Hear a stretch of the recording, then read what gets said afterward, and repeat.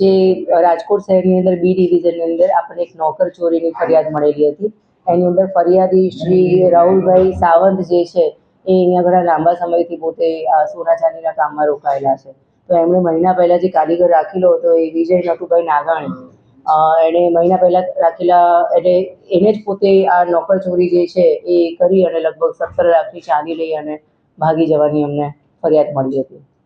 જેની અંદર અમારી જે એલસીબીની ટીમ જે છે એમાં પીએસઆઈ શ્રી એમ.કે. મોવાલિયા સાહેબ અને એમની આખી ટીમ જે છે એમને આમાં સઘન પ્રયાસ કરી અને એમને પકડી પાડ્યા છે અને ખાસ કરીને મુદ્દામાલ અને એક બાઇક પણ રિકવર કર્યું છે. અને આ જે આરોપી છે એનું ઇન્ટ્રોગેશન કરતાં ખબર પડે છે કે ભૂતકાળમાં પણ એ આવું કરવાની ટેવવાળો છે.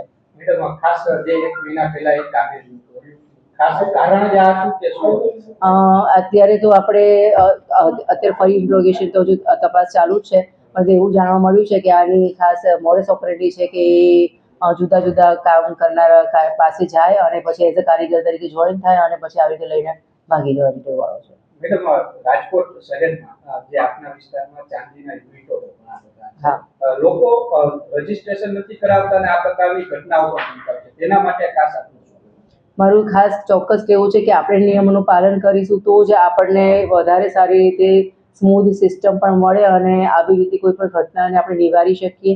અને એને બન્યા પછી ડિટેક્ટ કરવું એના કરતાં એને નિવારવા માટે યોગ્ય જાગૃતિ સાથે કામ કરવું વધારે જરૂરી છે.